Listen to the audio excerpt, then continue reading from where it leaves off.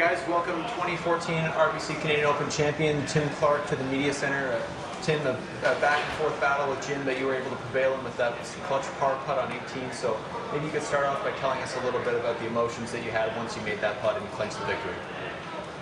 Yeah, I mean, you know, standing in that fairway, I felt like he might have hit it really close, so it looked like I might have to actually just two-putt to be in a playoff. So, you know, there was a big swing there, and obviously once he had missed his putt, I didn't want to have to go in the playoff knowing that he can take it over the water and I have to play out to the right. I didn't really want to play 18 again in the playoff, so it was huge for me to get it finished right there. And you know, I just got hot with the putter on that back nine, obviously, and felt to stand on that putt and still feel confident was very nice.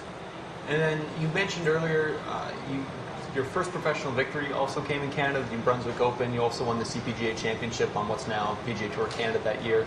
If you could tell us, you know, what it means to get a PGA Tour victory at the Canadian Open here to kind of bookend and maybe get, you know, up to the next level for your career.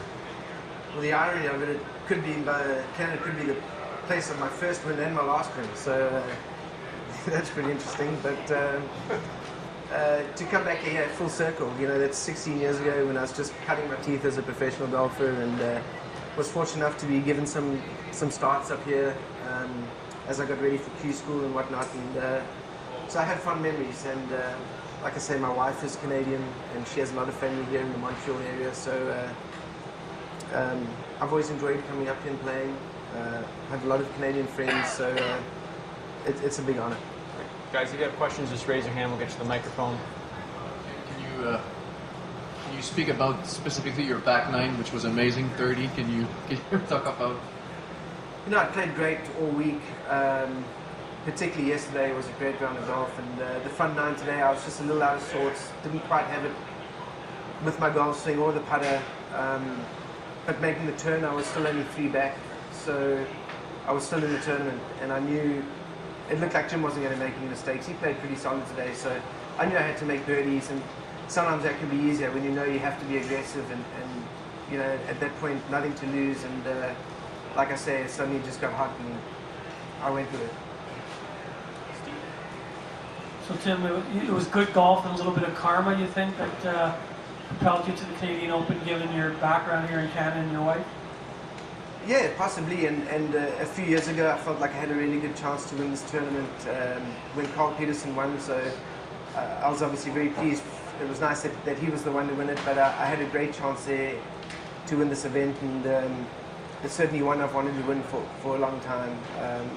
Any national open championship to me is special, particularly to those people from that country, so I know what it means to the Canadian players to play up here, and like I say, it's an honor for me to be able to be the Open champion. Tim, what was the spark, and when did you feel like it was going to be your day? You know, it could have even been just the up and down on 10, to be honest. Making par there, I could have quite easily made bogey, and that would have put me 4 back. So making that save really got me pretty comfortable, and then on 11, I didn't have the shortest of birdie putts, but it was one where I saw the line straight up the hill pretty much, and I knew if I could get something going, I might have a chance. And when that went in, then I knew I was, you know, I was right in it. How did you spend the break, and did that affect your momentum in any way? Obviously, not pleased when the siren did go, because I felt like, you know, I just hit it to 12 feet or so on 15, is it? And Jim was off the green. But I was able to come out and make that putt. You know, we didn't have that long of a break. We were just in the locker room, maybe 15 minutes or so. So luckily it was a quick turnaround, and that helped. I just stood there and waited for them to tell us what to do, pretty much. Does it compare somehow to your win at the TPC? Yeah, I mean, any win is very special. Particularly since that win, a lot's happened. I've had a surgery since then. I've had 2 kids, which are on the good side of it, so my life's changed a lot since that win, and to have won right now after the year that I've had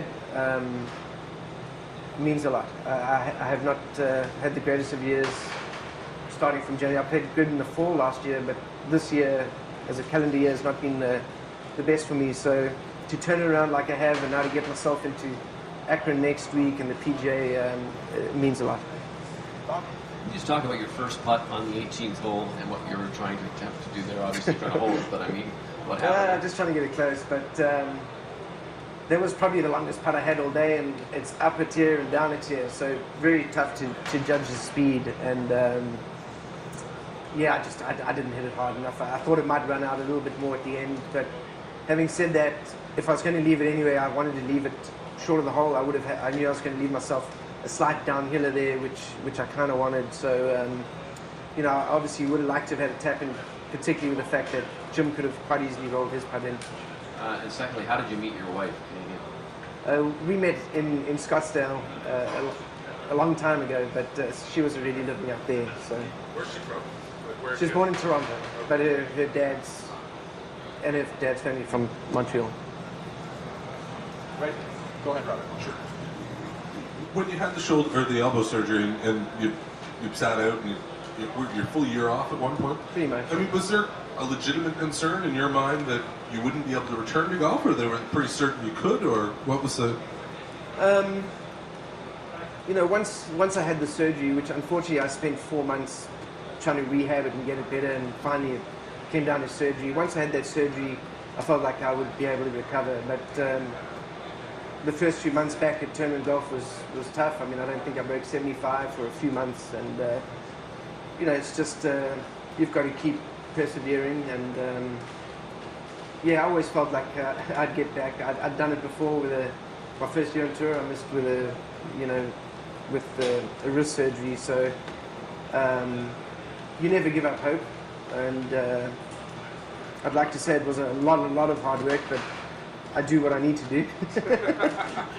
And yeah, I knew my game was coming around. A few months ago, I really started to hit the ball nicely. I just wasn't scoring, and the John Deere was a big step for me to get myself in the mix. And then, today, just a dream day.